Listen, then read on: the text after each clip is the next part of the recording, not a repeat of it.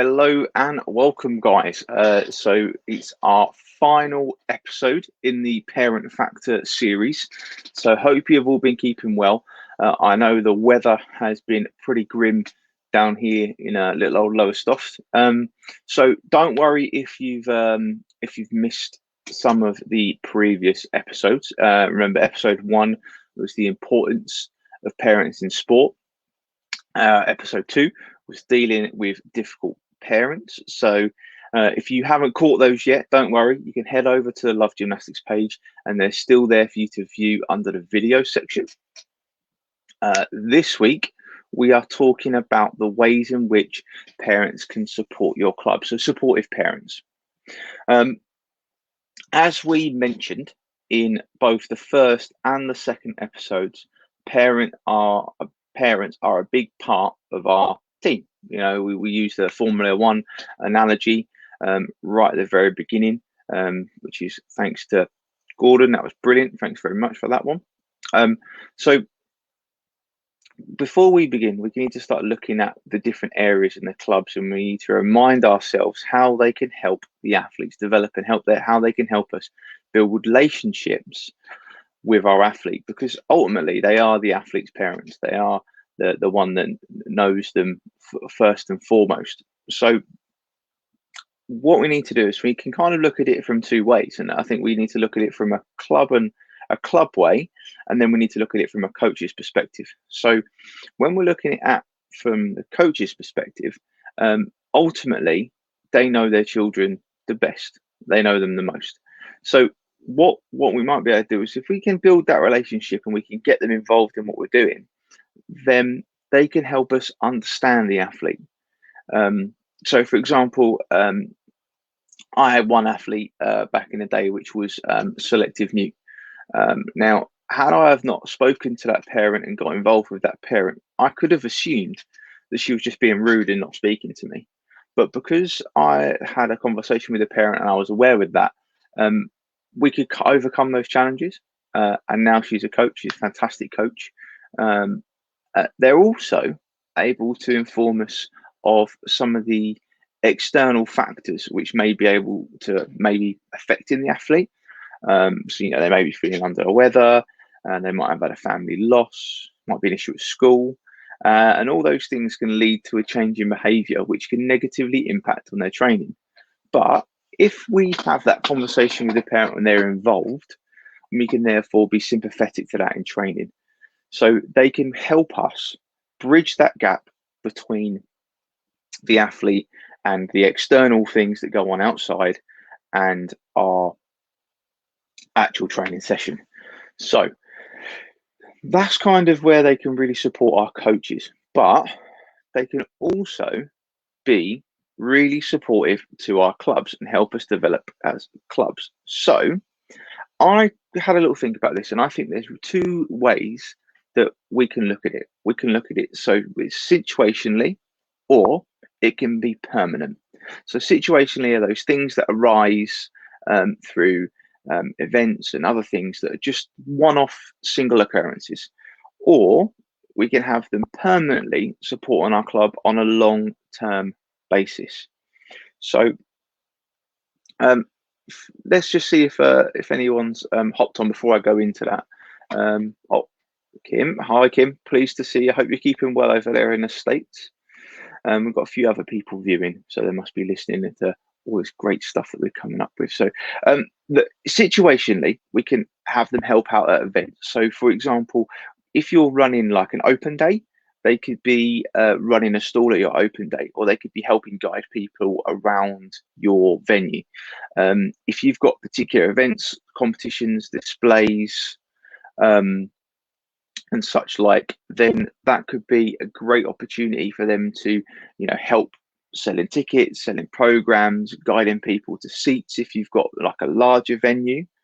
And then you've got transport to and from events.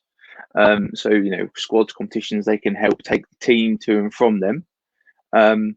And then also you might want, for example, looking at a different sport, you know, football or basketball or something like that. They might be able to go away and after after the game, take the kit, go and clean the kit, that kind of stuff. And then the other things is if you do sort of like annual maintenances or you need certain bits done around your gym, they might have the trade skills to be able to help you get over those and complete those without additional cost. They might do it, at cost price, or they might do a special rate because little Johnny is part of their club. If we're looking at more permanent kind of fixtures, there are a variety of different things that I think they can do. So one that we have now in my particular club is they can become board members. Although I think we must err on the side of caution for that one, because we want to make sure that they're not over investing in one area of the club. Fundraising, or like a parent teacher committee, so they can help you raise funds, help you raise the profile of your of what you're trying to achieve. And then you can have tuck shops, if you've got a space where they can have a tuck shop. Kit stalls, washing and cleaning the kit, like I've already mentioned, that's sometimes more situational where they go to particular things. Jobs around the club or the clubhouse, it might be you need a receptionist, or you might need a cafe space, or there might be a particular thing where they can help around the clubhouse. Social media, they could help promote your social media, and club newsletters. They can also, you might have someone who's great at writing club newsletters and stuff. So how can we identify these things? How can we do these things? Well, pure and simply, nice and easy, it's a spreadsheet. So what I would recommend doing is to get yourself, sit down one evening, get yourself a spreadsheet. Now's a perfect time. You can list all the areas where you think parents could be lending a hand within your club. And then from that list where you think parents might be able to help, you can prioritize which is the most important and then which is less important. So then you know where to target and where to go to first. So you might have to also, in the part of this process, is do a little kind of canvassing of your parents to see who's got something maybe they're already doing their day job or they used to do previously, which they might be able to help you out. And therefore, when you've identified these roles, you can identify key individuals that you might be able to use to help support it. Another thing is making sure it's bite-sized. Don't just go to someone and go, we need to set up a parent PTA, and then that's it. That's what you want to make it bite-sized. Make it, tiny little chunks so that we don't scare them off right at the start. By scaring them off right at the start, we might lose that real important asset where they can help and support your club even further. Make sure whatever task you're doing, it could be flexible. Remember, we're trying to encourage these guys to help and potentially volunteer their time for potentially nothing. So being able for them to work it around their current situation is great. Sometimes tasks don't always have to be done at the club. It might, if you're going to ask them to put together a newsletter, for example, they could do that at home, or because they've often got other children potentially which they're trying to ferry around. So making sure it's not fixed and they have to do this. And sometimes it might be that, but flexibility I think is key.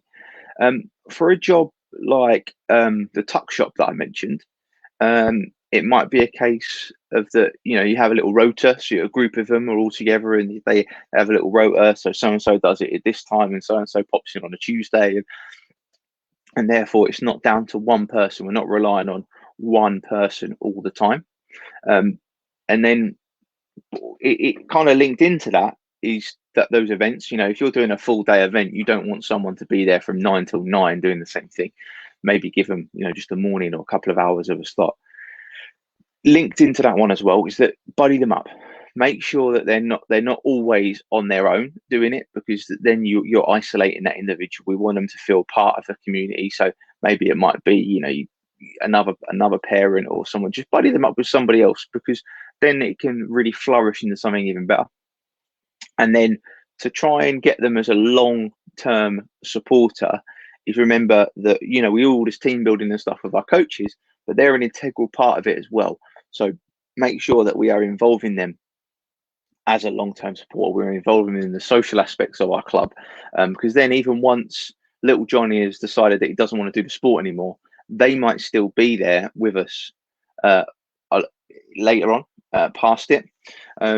So those were the kind of things that I had. I thought was real key ways that we can get those parents to help and support. I've noticed that a few more people have jumped on. So hi Ruth, hi Debbie. I hope you guys are keeping well. Debbie, you've mentioned a little thing here, so let's share it with everyone. Lockdown has been incredible for us to involve the parents and help educate the parents in basic shape to form during Zoom sessions. And the parents are helping during Zoom sessions to make corrections and help the gymnasts by encouraging positively through basic techniques. So I think that's really really good thing about situation right now, is that right now they're going to be your coaches, aren't they? So I think right now could be a really key point where you could then jump on them and see if they could become an even further part of your program coming out of lockdown, because you've been teaching them all the reasons why we do certain things and why we do things, just out of the fact that they're getting involved in their child's Zoom. So I think that'd be a really good point there. And that's one thing that I haven't mentioned, is that actually they can become coaches within your team as well. They might come and start in by, maybe chaperoning or, doing other little bits and jobs like that. However, eventually that can lead on to something bigger. They might be your judges, in gymnastics specifically. Football, you might be your linesman, for example, to be able to help. So you can really get them and help you. I know in gymnastics, if we don't provide judges, we get fines, and that's an on cost. So if we can get a parent genned up on judging, then we don't get that fine. And I think, just looking again, Debbie's jumped on again. And there we go. Majority of qualified coaches in the qualified coaching team came from parents. So, it just shows that these parents can just be more than the people that drop their children off at the door and go and leave. So I hope you guys have found this series helpful. I hope you've taken some stuff away from it. Don't forget, we are going to be back here next Tuesday with another live, keeping this one under wraps a little bit. We've got some work we're doing on it, to help you guys from some comments that we had. Remember, if you haven't seen the other videos, then head over to the Love Gymnastics Facebook page, and they are in the video section. And most importantly, guys, have a great week, and hopefully we can all get back into the gym coaching very soon. So stay safe, guys, and see you all soon. Bye for now.